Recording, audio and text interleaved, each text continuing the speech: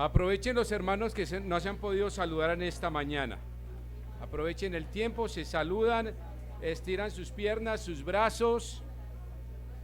Si usted no ha saludado a su esposa esta mañana, esta es la gran oportunidad. Salúdela. Dígale a su esposa, a su esposo: amor, buenos días, ¿cómo estás? Un beso, un abrazo. Tal vez usted esta mañana salió muy rápido y no pudo saludar. Amén. Muy bien.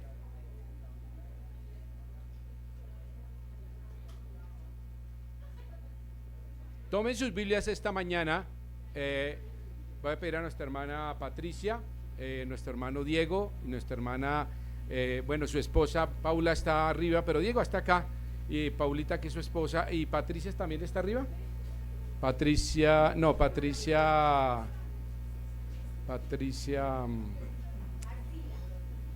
Arcila. Ana Patricia, ¿dónde está Ana Patricia? Ven para acá, Diego. Vamos a leer un versículo, y esta mañana doy gracias a Dios porque cuando Dios nos desafía, y de esta manera, aquí los dos, y Paula también va a estar acá, teníamos en nuestro corazón un ministerio. Ahora, la iglesia puede tener muchos ministerios, pero no quiero activismo, sino realmente propósitos en la iglesia. Y este ministerio está basado en Primera de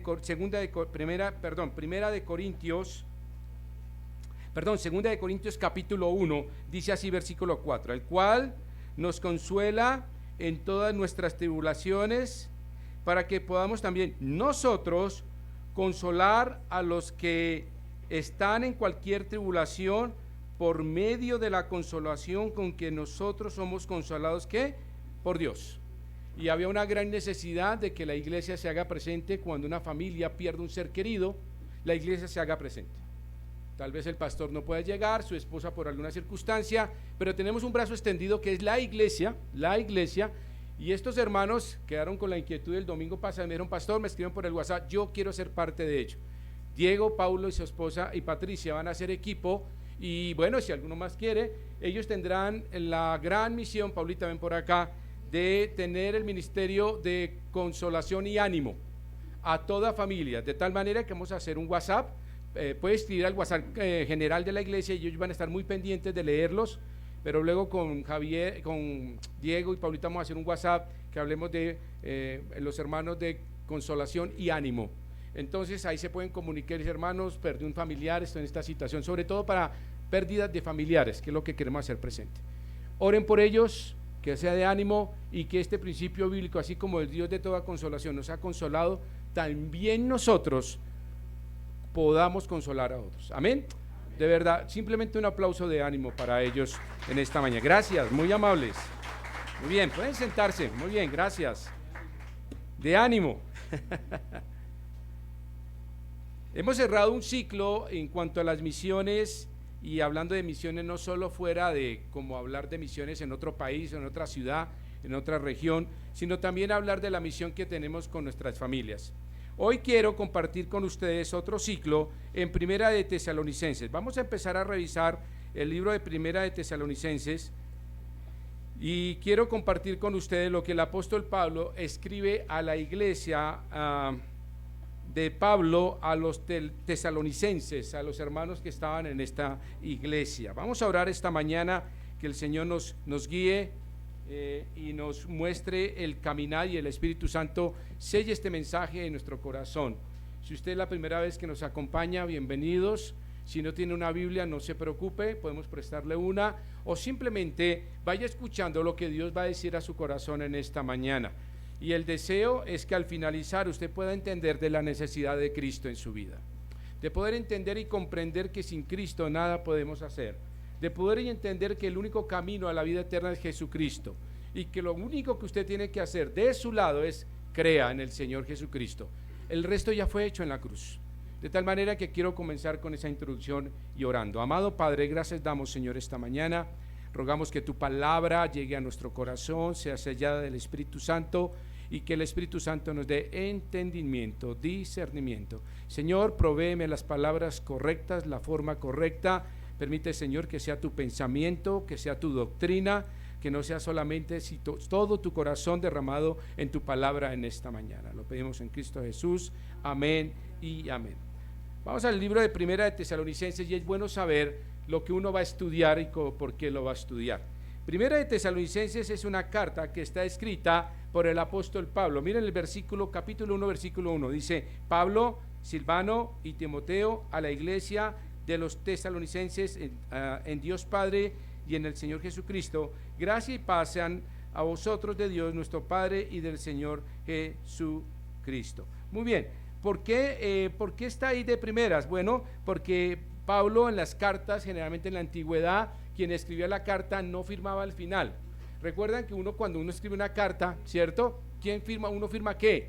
Al final. No era la costumbre en ese tiempo, sino que el que escribía ponía de primero diciendo: este es el que les va a hablar. Por eso Pablo está allí y es reconocido su autoridad. Bueno, hay muchos críticos y dicen que no, que Pablo no escribió. Ustedes van a escuchar perdón la expresión, mucha basura por la internet, y ustedes se meten y navegan y encuentran predicadores liberales y predicadores que critican la Biblia, que no la creen, y bueno, una serie de cosas. Yo solo le pido un favor: lea su Biblia. Esta mañana, si no tiene Biblia, encienda su Biblia, si tiene celular. Ahora me tocó cambiar la moda. Antes yo digo siempre: abran su Biblia. A veces ahora a los jóvenes me toca decirles: enciendan su Biblia. Los jóvenes ya no cargan Biblia. Bueno, y alguien dirá, no critico eso. Yo soy de la vieja guardia y a mí me encanta el papel y tener mi Biblia a mi lado para atesorarla, llorar con ella muchas veces. Uno cuando lo ven llorando con un celular le dirán que está loco. Pero bueno, algunos yo los he visto llorando por el celular. Se me perdió el celular. Pero la Biblia permite el papel tener de primera mano a esa cercanía visual y esa cercanía que uno tiene con el papel. Pero Pablo está aquí escribiendo esta carta. Ahora, Pablo escribe esta carta desde Corinto. Él está en Corinto en el año 50 después de Cristo, está escribiendo esta carta.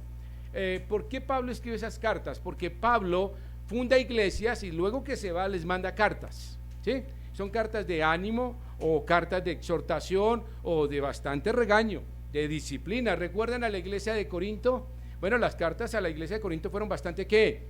Fuertes, duras. Dijo: allá hay un desorden en la Santa Cena, en la Cena del Señor, y esto yo no estoy de acuerdo. Y este es el orden. Y Pablo pone, como dice, en cintura a la iglesia de Corinto. Por eso Pablo escribe esta carta. Ahora, estamos en el año 50 después de Cristo. ¿Sabe quién está gobernando en Roma?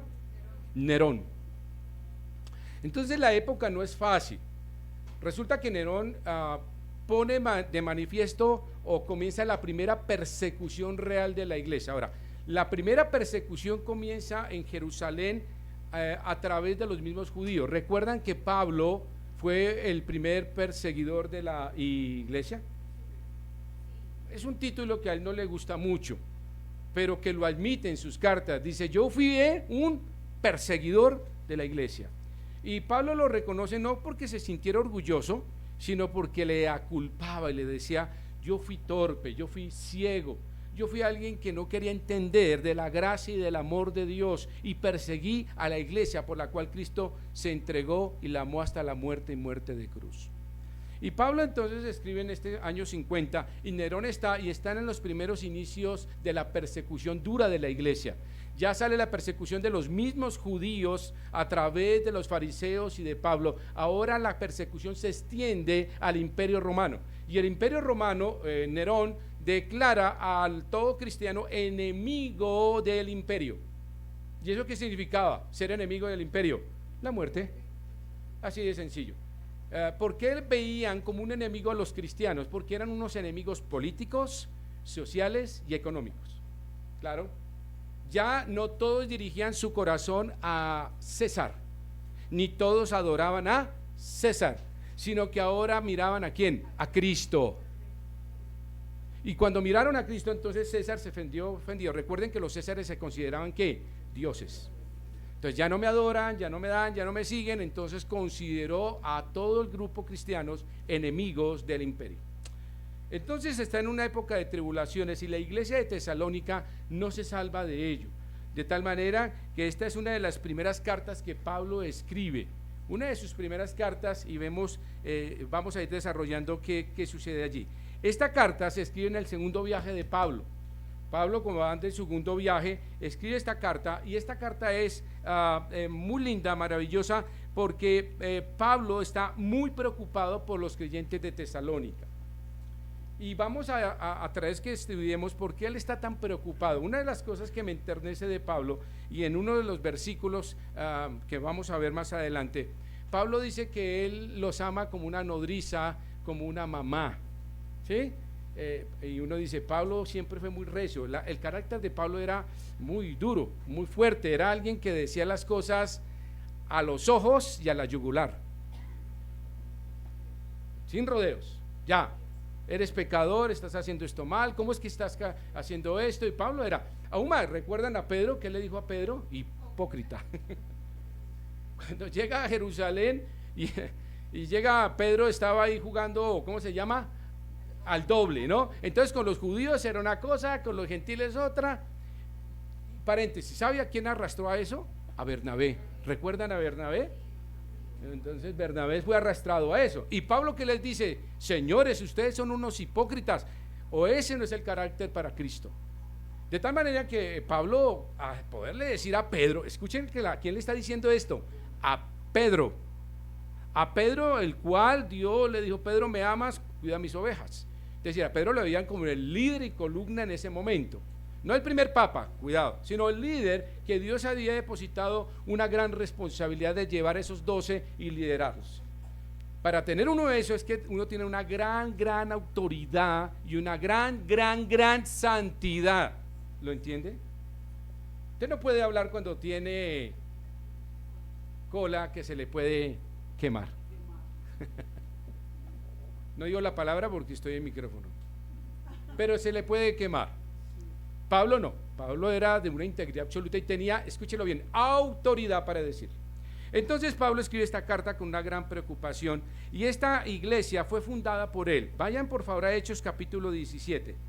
Aquí vamos a estar mirando bien, desarrollando bien y vamos a ver unas cosas bien interesantes en Hechos.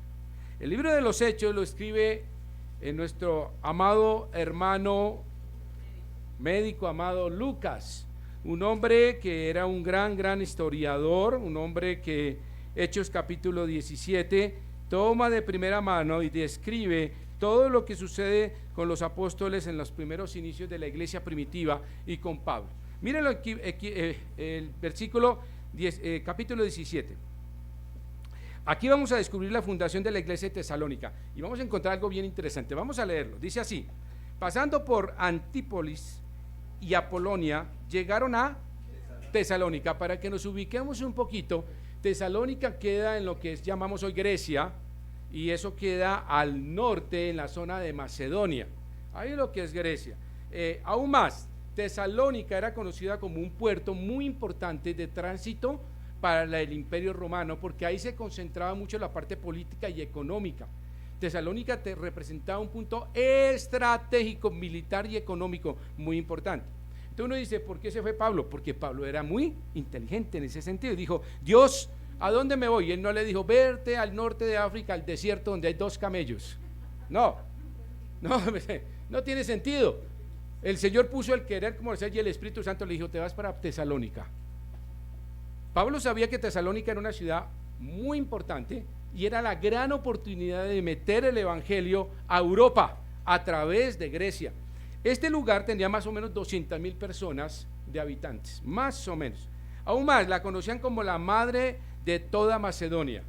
Aún más, ustedes saben que la capital de Grecia, ¿cuál es? Atenas. Atenas no era reconocida, era la capital, pero más filosófica, política, pero desde el punto de vista militar y estratégico y como de poderío económico, Tesalónica era conocida como la madre de toda la Macedonia, es decir, era muy importante. Y Pablo se va para allí y retoma y comienza este trabajo. Mira el versículo 1, pasando por Antípolis y Apolonia, llegaron a Tesalónica donde había una sinagoga de los judíos, bien interesante. ¿A dónde llegó Pablo? Interesante, ¿no? Siempre iba ¿a dónde? A la sinagoga. Pero pasó un momento, luego él no es el apóstol de los gentiles. Sí, Pero la puerta de entrada para toda esta conexión, ¿quién era? Los judíos. Él era judío, podía entrar a la sinagoga y era, como dice, el apalancamiento perfecto para poder empezar a ingresar a una ciudad desconocida. Si usted llega como judío y se para allá solo, pues eso no le funciona muy bien. Pero entrar a la parte de la sinagoga permitía no solamente poder llevar el evangelio también a los judíos. No olvide que Pablo también le predicó a los judíos. Él era el apóstol de los gentiles, pero nunca dejó de predicar el evangelio a sus hermanos de sangre, porque había una gran necesidad. Entonces luego dice, y Pablo, como acostumbraba, fue a ellos y por 3 días de reposo discutió ¿con qué? Bueno, me encanta cuando dice Pablo como acostumbraba. Pablo era hiperkinético, era muy obsesivo, compulsivo, era lo que llaman los niños, algunos niños que llamamos ahora hiperactivo, pero por Cristo. ¿Sí me entiende eso? Él anhelaba que amaneciera para irse a la sinagoga a discutir. La palabra discutir no era pelear, no, en ese tiempo la palabra discutir era intercambio de ideas, ¿sí?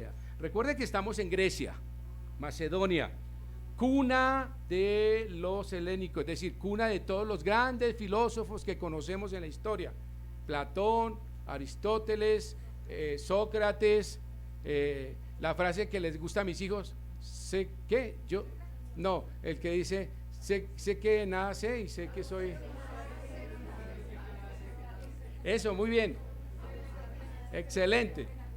Todas esas frases que confunden, ¿no? Y lo dejan a uno como, pues, ¿y quién soy yo? ¿Para dónde voy? ¿Y qué haré de mi vida? Todo eso sigue igual, pero él se va para allá y empieza esa discusión y luego dice, y declarando, entonces mire, discutió con ellos. Ahora, es muy interesante que, ¿por qué Pablo discute con ellos? Porque ellos conocían Biblia. Los judíos conocían del Antiguo Testamento, sí. ¿Sabían de un Mesías? Sí. ¿Sabían que tenía que venir un Mesías? Sí. Y Pablo dijo, ya llegó. Y esa era la discusión porque los judíos no admitían eso. Recuerden que los judíos aún siguen esperando al Mesías. Y esta no es la excepción en Tesalónica.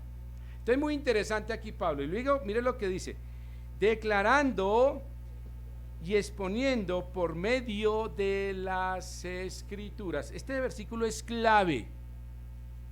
Declarando y exponiendo por medio de las Escrituras que era necesario que el Cristo que padeciese. El Cristo es el Mesías. La palabra Cristo en el griego es Mesías. Y luego dice, y resucitase de los muertos, y que Jesús, a quien yo os anuncio, decía él, es el Cristo. ¿Qué evangelio predicó Pablo? 3 líneas. Cristo vino, Cristo murió, Cristo resucitó, Cristo es la salvación. Pablo lo pudiera haber hecho más enredado, pero no es la idea. El evangelio se expone de una forma clara, precisa, concisa y fácil. Tal así que los niños pueden ser salvos. Tal es así que cualquier persona, no importa su nivel social o su nivel académico, podrá entender que Cristo le ama, que Cristo vino a morir en la cruz por todos nosotros, potencialmente murió por todo el mundo, pero es efectivo para todo aquel que cree. ¿Cómo es el que es salvo? El que cree, porque el que no cree ha sido ya, ¿qué? Condenado, y la ira de Dios está, ¿qué? Sobre él. Juan 3, capítulo 36. Ahora, sigamos leyendo. Y que Jesús, bueno, versículo 4, y algunos de ellos, ¿qué? ¡Wow! Está hablando de judíos. Y se juntaron con Pablo y con Silas, y los griegos, y de los griegos piadosos, gran número. Ay, me gusta esa última palabra. Eso. ¿Cuántas mujeres nobles hay aquí? Todas. Hermano Octaviano, mira de reojo. Todas son nobles. Me encanta eso. Mira el impacto de Dios a través de Pablo. Hermano, no deje abrir su boca porque usted no sabe si ganará a judíos, a griegos y a mujeres nobles, a una familia. No deje abrir su boca. Donde esté, hágalo. Hable de Cristo, hable de ese Cristo resucitado, amoroso y que es la esperanza viva. Oigan, si usted me visita hoy, Cristo quedó en la cruz, no, resucitó y está a la diestra del Padre, esperando el momento de venir por usted y por mí. ¿Sabe cuál es el anhelo más de Cristo? Venir por nosotros. Es su anhelo. Venir por su amada iglesia. Ahora, mire, y dice piadosos, gran número de griegos. ¿Usted sabe qué es convencer a un griego en esa época? Eso es más o menos como convencer a un gnóstico untado de ateísmo. Eso es complicadísimo. Los gnósticos siempre te piden, demuéstremelo. Y el ateo dice, no lo creo. Estos hombres griegos estaban llenos de la filosofía helénica y romana, peor, porque tenían una combinación greco-romana. Y la combinación greco-romana era llena de dioses, de idolatría, de vida, una vida pecaminosa, vil. En esa época se practicaba el bisexualismo, el homosexualismo, el lesbianismo, etcétera, etcétera, etcétera, hasta todas las perversiones que usted quiera. Y era natural, escuche lo que le era natural y normal que el hombre tuviese esposa y novio. Era natural, no era criticable, no era nada que la sociedad no acepta. Eso era la cultura helénica y greco-romana. De tal manera que si estos hombres creyeron, la ganancia de ese día fue maravillosa. Ahora, terminemos ahí, dice, y mujeres nobles, ¿qué? No pocas. Cuando vemos todo el Nuevo Testamento y la vida de Pablo en el ministerio, escúchemelo bien, damas, siempre estuvieron las mujeres presentes. Siempre. Y Pablo estuvo con mujeres que le ayudaron y siempre en el ministerio, todo el Nuevo Testamento habla de mujeres nobles y piadosas. Gracias por sus vidas, amadas hermanas. Gracias por el amor que ustedes expresan a Dios. Ahora sigamos. Entonces los judíos, ahora viene lo difícil, en la fundación de la iglesia. Entonces alguien diría, ya, la iglesia está fundada, están los griegos, están las mujeres listas, dispuestas a trabajar, los griegos listos ahí, ya, pan comido. No, señores, miren lo que pasa, porque cuando la iglesia avanza y se vuelve un modelo, Satanás viene a intervenir inmediatamente. Miren lo que pasa. Entonces los judíos que no creían, teniendo celos, ¿celos de qué? De Pablo. ¿Y de qué? Pablo no era pinta. Pablo no era pinta. Era normalito y lo describen como alguien muy término medio era Pablo. Era que les dio celos porque el evangelio había traído corazones a la verdad y su engaño, su filosofía estaba siendo echada ¿por qué? Por tierra. Pablo Dios le dio un denuedo para desarmar todas las astucias del enemigo a través de las palabras. Esta mañana me filtré un poquito con los jóvenes, estaban viendo unos videos, ¿cierto? Los jóvenes acerca de conceptos de aborto y conceptos de ideología de género. Y si usted van y los escucha, qué enredo de esas personas, qué lenguaje, qué forma de enredar y mostrar que eso no es tan malo, que eso es bueno, que eso es una conducta normal y que es aceptable. Y te pueden convencer. Por eso cuando nosotros rescatamos a alguien de las manos del enemigo, comienzan a ver ¿qué? Celos. El enemigo comienza ¿qué? A obrar inmediatamente. Ahora mire lo que dice. Entonces los judíos no creían teniendo celos, tomaron consigo a algunos ociosos. Siempre hay vagos en todos lados, ¿cierto? Vagos por todos lados. Hombres ¿qué? Malos. Y juntando una turba alborotaron la ciudad y asaltando la casa de Jasón, que era judío, procuraban sacarlo al pueblo. Pero no hallándolos, trajeron a Jasón y a algunos hermanos ante las autoridades de la ciudad, gritando: estos trastornan, me encanta esa palabra, el mundo entero. ¿Cómo sería el impacto del evangelio? ¿Cómo sería la predicación tan poderosa de Pablo? Que ellos dicen, nos dañaron todo esto, el negocio, la filosofía, nuestras costumbres, al mundo entero. Me encanta eso. También han venido, ¿qué? Acá. a los cuales Jasón ha recibido, y todos estos contravienen los decretos ¿de quién? De César, diciendo que, escuche bien lo que está diciendo, que hay otro rey, Jesús. Bárbaro, ¿no? Echa la acusación perfecta, ¿no? Son enemigos de César. Y sigamos leyendo. Y alborotaron el pueblo y a las autoridades de la ciudad, y oyendo estas cosas, pero obtenida fianza de Jasón y de los demás, los que. E inmediatamente los hermanos enviaron de noche a Pablo y a Silas hasta Berea, y ellos, habiendo llegado, entraron a la sinagoga de los judíos. Ahí terminamos. Muy bien, ¿qué pasó acá? Vemos cómo se funda la iglesia. ¿Fácil? No. Y Pablo, entonces, ¿a qué voy? Pablo deja a estos hermanos y huye, los sacan de noche rápidamente. Los devuelvo un poquito. ¿Por qué Pablo escribió esta carta? Porque estaba, ¿qué? Muy preocupado. La última vez que los vio a estos hermanos, él estaba, ¿qué? Huyendo, de noche. Jasón y todos los que quedaron allí, él dijo, no sé qué habrá pasado con ellos. Y tiene que salir corriendo, y él pasa no solamente de ahí a Berea, luego pasa a Atenas, termina en Atenas, bien lejos. Pero Pablo se va con la mano en el corazón diciendo, esta iglesia en las cuales mujeres nobles, piadosas, hombres creyeron, ¿qué será de ellos, Señor? Y esa era una oración y una gran preocupación de Pablo. ¿Qué será de ellos? Son tan tiernos, son tan pequeños en la fe, pero Dios le va a mostrar lo que va a pasar. Por eso esta carta de Primera de Tesalonicenses sale del corazón de Pablo, de una gran preocupación de lo que pasó en Hechos capítulo 17. ¿Lo entiende ahora? Por eso esa carta se escribe de esta manera. Ahora, muy interesante que Pablo estuvo solamente un mes estuvo nada más, y quiero mostrarles algo ahí muy interesante. Según las escrituras y la historia, parece que Pablo solo estuvo un mes en todo el tiempo de la iglesia de Tesalónica.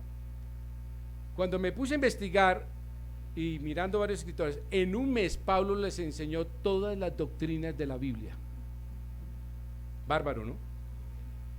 Les enseñó la doctrina de qué era el cuerpo de Cristo o la elección de la iglesia. Les enseñó la doctrina del Espíritu Santo, les enseñó la doctrina de la seguridad del creyente o de salvación, le enseñó qué era la Trinidad, le enseñó qué era la conversión o ser verdaderamente salvo, la verdad del rapto de la iglesia, les enseña ahí en el capítulo 4, les enseña acerca de la conducta del creyente, de la santificación, les enseña acerca de la segunda venida del Señor, el día de Jehová, que se conoce, les enseña acerca de la resurrección y bueno, y les abre acerca de la naturaleza tripartita, o algunos hablan de dos partes del cuerpo del ser humano. Entonces, con esto yo quiero solamente decir, mire, Pablo no perdió el tiempo, fue un mes en que él se dedicó día tras día para enseñarle a estos hermanos nuevos en la fe que habían nacido en esa iglesia. Él se sienta un mes y los deja perfectamente entrenados ¿en qué? En Biblia. Pablo entendía y sabía que si no, la iglesia no se edifica en la Biblia, es una iglesia débil, una iglesia presa fácil del enemigo, una iglesia que va a sucumbir, que va a caer, que va a estar realmente derrotada. Pero Pablo se va de todos modos preocupado ante este hecho. Pablo determina y enseña toda esta doctrina. Vayan al versículo 9 que quiero, ahí en Primera de Tesalonicenses, vayan conmigo. Ahora volvamos allí, luego iremos nuevamente a Hechos.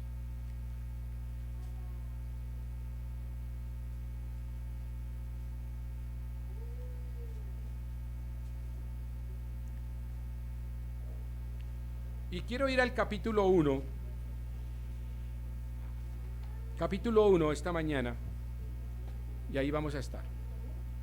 Capítulo 1 de Primera de Tesalonicenses. Pablo escribe esta carta, y es una carta que, vamos a leer estos versículos, no todos, pero vamos a ver solo algunos apartes que me interesan. Y es una iglesia que comienza a ser perseguida. La iglesia de Tesalónica empieza a ser perseguida porque en Hechos, ¿sí vio lo que pasó? Los judíos, los ociosos, los perezosos y hombres malos persistieron en que esa iglesia no floreciera. Entonces, en ese lugar Pablo sabía que había mucha tribulación, y escribe en el primer capítulo de Primera de Tesalonicenses, escribe hablando de una iglesia modelo. Ahora, ¿por qué Pablo puede entender eso? Vayan al capítulo 3 y los voy a mover un poquito así para que me puedan entender por qué. Cuando Pablo sale de Tesalónica y pasa a Berea y en Atenas, está en la preocupación que Pablo le dice a Timoteo: devuélvete. Yo tengo que saber qué pasó con esos hermanos. Vayan al capítulo 3, por favor, al capítulo 3. Versículo 2. Capítulo 3, sí. Versículo 1. Por lo cual, no pudiendo soportarlo más, acordamos quedarnos solos en Atenas. ¿Y enviamos a quién? Nuestro hermano, servidor de Dios y colaborador de nuestro evangelio de Cristo, para confirmaros y exhortaros respecto a ¿qué? A vuestra fe. El objetivo es que Pablo manda a un visitante ocular que es Timoteo.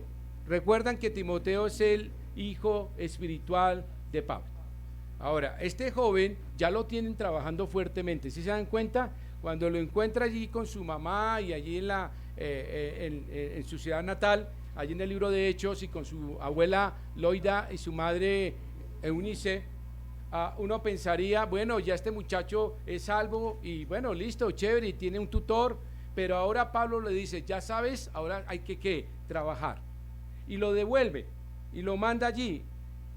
Y versículo 3, a fin de que nadie se inquiete por estas tribulaciones, porque vosotros mismos sabéis que para esto estamos ¿qué? Puestos. Pablo lo devuelve a Timoteo diciéndole, hermanos, no se preocupen por estas tribulaciones, es natural, va a suceder. Hago aquí un pequeño paréntesis. Pastor, si yo recibo a Cristo como Salvador personal y entrego mi vida, ¿significa que todos mis problemas se van a ir? Mire, le voy a decir algo, se van a multiplicar. Entonces usted me diría, no vale la pena, yo busco soluciones express. Mire, ser cristiano es tener todo el Nuevo Testamento como Pablo. Pablo sufrió ¿qué? Persecuciones, azotes, lo apedrearon, quedó encarcelado, naufragó. Y uno dice, pero era Pablo. Pero Pablo dice, para mí el vivir en Cristo y el morir es ¿qué? Ganancia. Pablo tenía claro que la vida cristiana tiene un precio y que siempre seremos diferentes al mundo. Por ser diferentes tenemos que pagar un precio. Usted no dice las mismas groserías, no tiene los mismos hábitos o vicios de los demás, usted no comparte lugares sórdidos, etcétera, etcétera, etcétera. Por eso será criticado, marginado, separado y aún más vituperado, como dice la Biblia. Será considerado alguien no digno de la amistad de muchos. Bueno, solo mire la vida de Cristo. ¿Cómo fue él? ¿Cómo fue la crítica? Perseguido, criticado, intentaron matarlo y al final lo mataron. Pero ¿cuál es la diferencia? Y usted me dice, pastor, el panorama es oscuro. No. ¿Cuál es la diferencia de esto?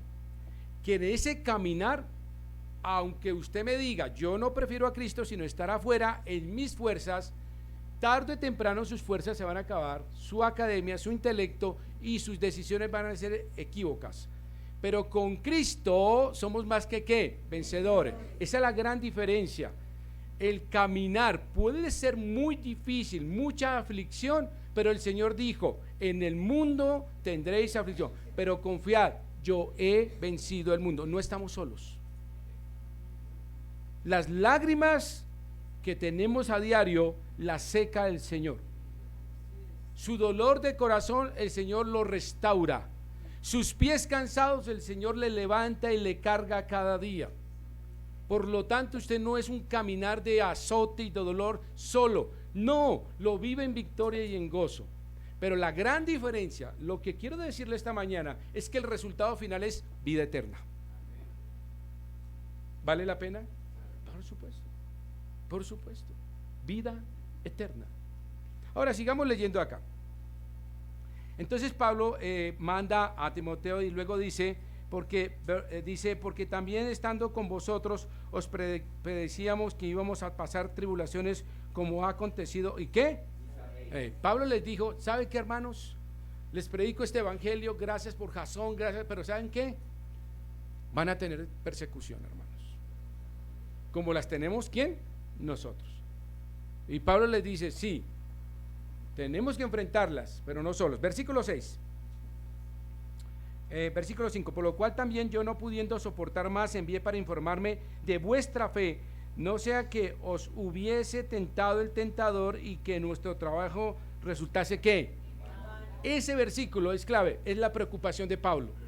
Pablo dice, yo me fui, los dejé, les prediqué un mes, pero no sé qué pasó con ustedes. ¿Cuántos se fueron? ¿Cuántos se quedaron? ¿Cuántos crecieron? ¿Cuántos están amando a Cristo, al cual amamos? Y por eso manda a Timoteo diciendo, Timoteo, tu trabajo es ver que estos hermanos sean afirmados y veamos cómo están, digamos, confirmar a estos discípulos y ver cómo está su estado espiritual. Muy interesante que Pablo no le dice allá, ve y mira a ver cuántos hay enfermos.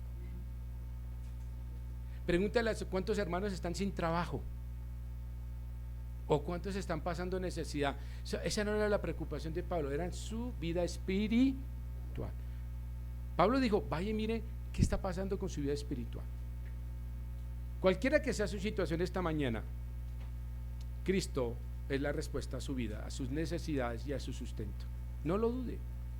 Ahora mire lo que dice el 6, pero cuando Timoteo volvió, entonces la carta cuenta lo que hizo antes. ¿Sí? Esta es una parte donde Timoteo, Pablo con Silas toma la decisión, vete otra vez a Tesalónica. Ahora, un paréntesis, yo creo que Timoteo dijo, estoy con imaginación espiritual, Pablo, ¿y por qué no mandamos a otro? Porque es que la última vez casi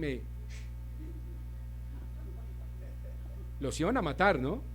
En Tesalónica los iban a matar.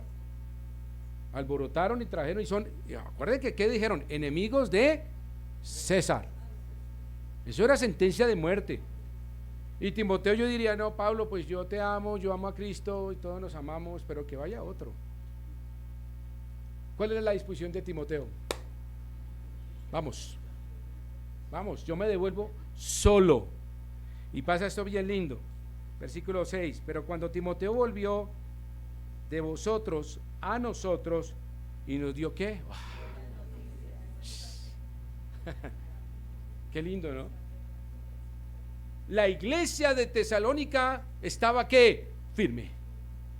Habían conocido a Cristo, seguían a Cristo, amaban a Cristo, vivían una experiencia con Cristo, servían a Cristo con el corazón. La experiencia que Pablo les predicó, un evangelio dulce, verdadero y auténtico, había dado frutos. La iglesia de Tesalónica no había sucumbido ante la tribulación y ante la duda. Recuerde que estaban rodeados de griegos y no sucumbió. Y cuando dice Pablo, y nos dio buenas noticias, ¿pero de qué? Que habían comprado una casa linda, que algunos hermanos habían comprado un carro, que la canasta de amor estaba repleta. Bueno, hoy está vacía un poquito, pero bueno. Que la iglesia, no, mire, las buenas noticias para Pablo no era eso. Tener buena salud y irse al infierno no tiene sentido. Tal vez estar enfermo, pero tener la gloria venidera es mejor, porque allá no habrá lágrimas, ni dolor, ni enfermedad, dice la Escritura. Y mira lo que dice, y nos dio buenas noticias de vuestra fe y amor, y que, me encanta esto, y que siempre nos recordáis con cariño, deseando vernos como también nosotros a vosotros. Qué amor que había ahí, qué amor de Pablo y de esta gente. Querían verse otra vez, querían abrazarse y decirle a Pablo, Pablo, gracias por la vida eterna, gracias porque nos sacaste de la oscuridad a la luz, de la muerte a la vida, y nos diste una esperanza. Ese era el cariño. Por eso Pablo escribe esta carta del corazón con gran preocupación. Pero esta carta, cuando yo la miro ahí en el primer capítulo, veo algo bien interesante ahí ya, y quiero devolvernos porque Pablo, y quiero cerrar esta mañana, cuando encuentra esto, Pablo cambia su mensaje. Y en el primer capítulo 1, del versículo 1 hasta el versículo 10, Pablo habla de la iglesia modelo. Pablo, cuando manda a Timoteo, está pensando en una iglesia tal vez destruida, perseguida, derrotada. Bueno, estaba perseguida, pero posiblemente hubiera encontrado hermanos amedrentados, escondidos. Y cuando Timoteo vuelve y le dice: Pablo, la gente está floreciendo, el evangelio crece, te quieren ver, te aman, te extrañan. Y Pablo escribe: wow, tengo que cambiar la carta. Ahora esta es una iglesia modelo. Es una iglesia en la cual como iglesia nos tenemos que inspirar nosotros. ¿Vendrán tribulaciones? Sí, pero no deje de venir a la iglesia. ¿Vendrá enfermedad? Sí, cuídese, vaya al médico, pero no deje de venir al médico de médicos, se llama Jesucristo. Sea prudente, no estoy diciendo que no tome medicina, pero primero doble sus rodillas y diga: Señor, pon gracia en el médico, en la enfermera, en la medicina que voy a dar. Señor, pon gracia que me entreguen mis medicamentos. Señor, pon gracia que pueda primero Cristo en todas sus cosas. Amén. Y Pablo encuentra una iglesia que lo sorprende. A mí me sorprende una iglesia metida en un lugar llena de pecado. Tesalónica es un puerto. Ahora, los que han vivido alguna vez en un puerto, ustedes saben qué pasa, ¿no? Yo alguna vez trabajé en el puerto que se llama de Turbo. Eso queda en Antioquia, en el Golfo de Urabá. Allá fui al Golfo de Turbo. Y era un puerto donde llegaba mercancía de contrabando. Yo nunca compré nada de contrabando. Y llegaba todo allá sin impuestos. Pero ese lugar, uno veía lo peor de lo peor. Era tienda, era bar tras bar, tras bar, tras bar, prostitución, de todo. Y eso era un puerto así. Esa era Tesalónica. Y Pablo tenía la preocupación: estos hermanos van a asistir. Y cuando encuentra esto, les escribe el versículo 6 como una iglesia modelo, que era perseguida, pero estaba ¿qué? Firme. Y mira lo que dice el versículo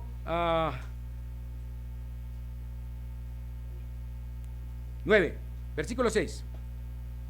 Aquí viene la carta que comienza a dar Pablo acerca de que es una iglesia modelo, y los comienza a animar de esa manera. Miren acá, dice: y vosotros vinisteis a hacer ¿qué?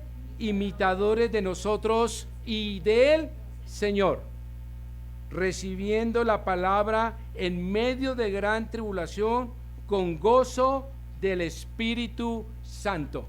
Ese versículo está lleno de doctrina profunda, maravillosa y de esperanza. Pablo le está diciendo acá: vosotros vienen a ser ¿qué? Nos imitaron a nosotros y al Señor. ¿Sabe que como iglesia tenemos una responsabilidad de ser ejemplo? Pablo dice: nos imitaste a nosotros. Pregúntese esta mañana: ¿hay alguien que anhela imitarlo a usted? Pastor, no. Pues es hora de ponerse a trabajar en ello.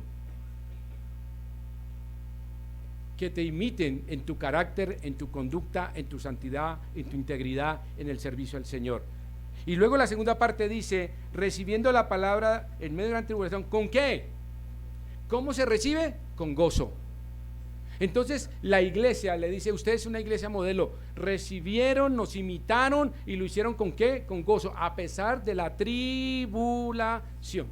No era una iglesia, de pronto Timoteo: ¿cómo están los hermanos allá? No, pues allá están todos con cara larga, dándose golpes de pecho. Ahí vamos, con el favor de Dios. Y pastor, pues ahí orando. Y bueno, ya pues respiramos por la gracia de Dios. Ahí en la lucha. Esas frases no deben estar en un creyentes. Y pastor, y ahí desinflados. Pablo, cuando Timoteo viene, le dice: es una iglesia viva, con gozo.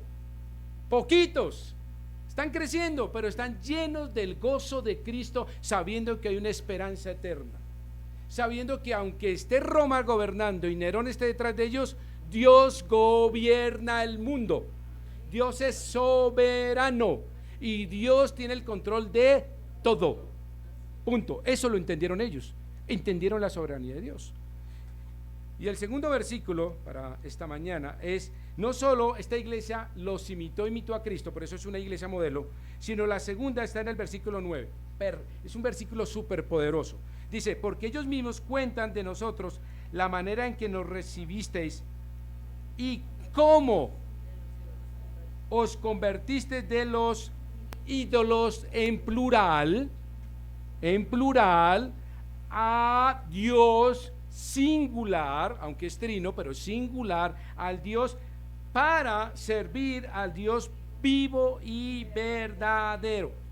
El segundo ejemplo es que esta iglesia se convirtió realmente de corazón a un Dios verdadero, con un objetivo: servir.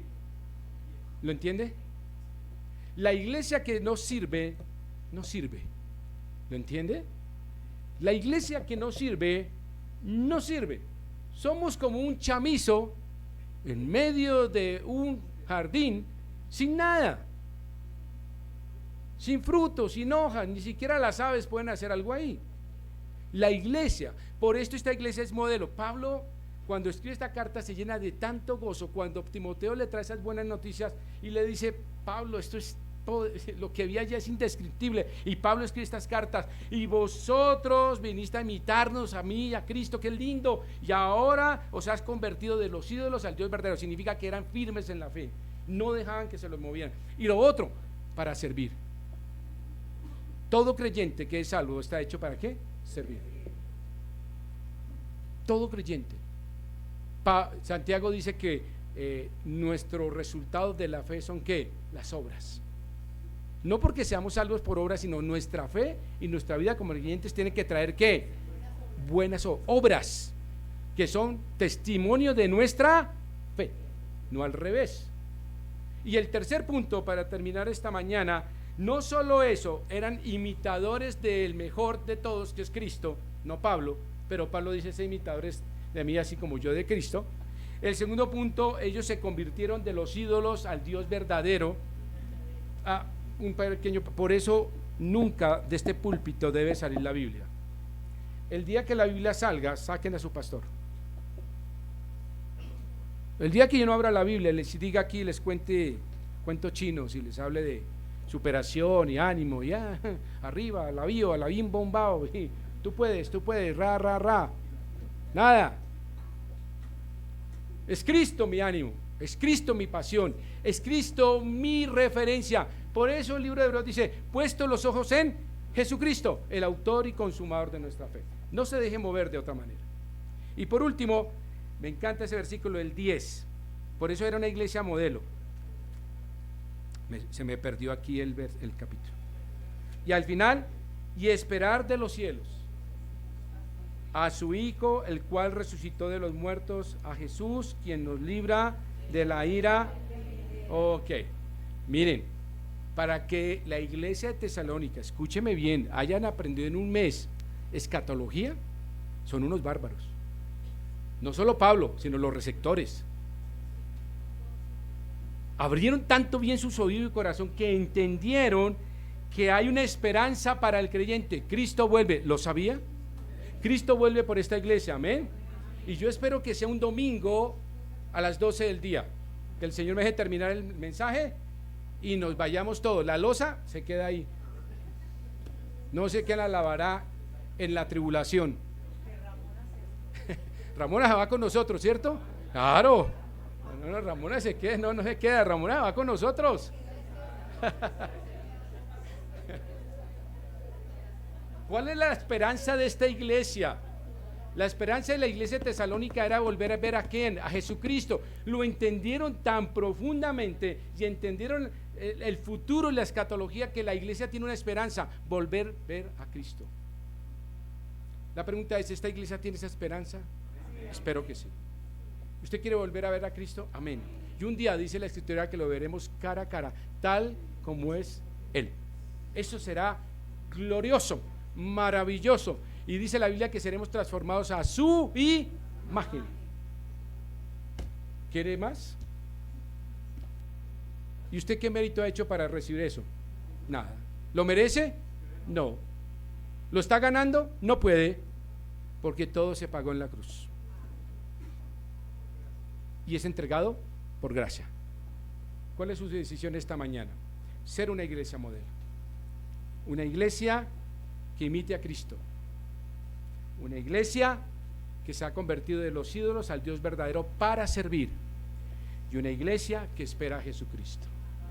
Voy a decir algo sin presunción y no orgullo, y me están grabando por la internet, pero esta iglesia es una iglesia modelo. Porque los conozco a ustedes como mis ovejas. Y sé que comparten lo que compartía la iglesia tesalónica. Una iglesia que imitaba al Señor Jesucristo. Solo Cristo, solo Biblia, solo gracia en Cristo. Es una iglesia que se convirtió de los ídolos a Dios verdadero, que lo sigue, lo ama para servir. Y no dejaremos de servir en esta iglesia. Pero por último es una iglesia que espera a Jesucristo. Esta mañana solo quiero decir algo. Yo quiero que el día que el Señor venga por esta iglesia, yo quiero que usted se vaya conmigo. Quiero verlos a todos. Yo no quiero que ninguno se quede y que ninguno perezca. ¿Cómo hago, pastor? ¿Qué le dijo el carcelero de Filipos a Pablo? ¿Qué debo hacer para ser salvo? ¿Y qué dijo Pablo? Bueno, vamos a ir a... Cree en el Señor Jesucristo y serás salvo. El creer es entender y comprender toda esta gloria de Dios en la cruz, bajarla a su corazón, quebrantar su vida y decirle: Señor, soy pecador, necesito de ti. Y vendrá el Espíritu Santo y lo capacita y le da esa fe salvadora. Y el Espíritu Santo le abrirá sus ojos y su corazón para hacer una conversión verdadera. No sea un simpatizante. Voy a decir algo difícil. Los buenos no van al cielo. Los que vienen a la iglesia no van al cielo. Los simpatizantes no van al cielo. Los que cantan en el coro no van al cielo. Son aquellos que han entregado su vida a Cristo y le aman, le sirven, le temen y le adoran en verdad. A usted no le salva lo que hace,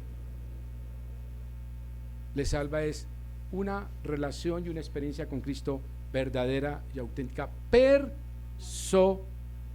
Por eso doblamos tanto las rodillas por nuestros hijos. Tenemos muchos jóvenes que no son salvos aún. Y los nombro: Lorenzo, Simón, Ana María,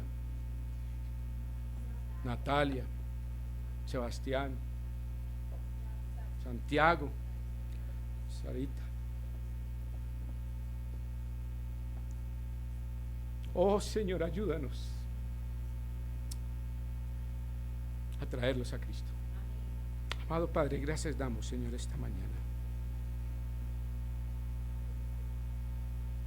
Gracias, Señor, por el corazón de Pablo. Gracias, Señor, porque lo usaste de una forma maravillosa. Pero ahora, Señor, nosotros tenemos la responsabilidad y la posta en nuestras manos. Permítenos, Señor, correr de una forma onerosa y de una forma honorable y verdadera, Señor. Este primer capítulo de Pablo escribe con el corazón y habla de una iglesia modelo, la cual él fundó, y hoy ve con el corazón diciendo: oh, hermanos de Tesalónica, gracias por sus vidas, gracias porque aman al Dios verdadero. Vale la pena servir a Cristo, vale la pena amar a Cristo. En Cristo Jesús, amén y amén. Dios les bendiga esta mañana, mis queridos hermanos. Bendiciones.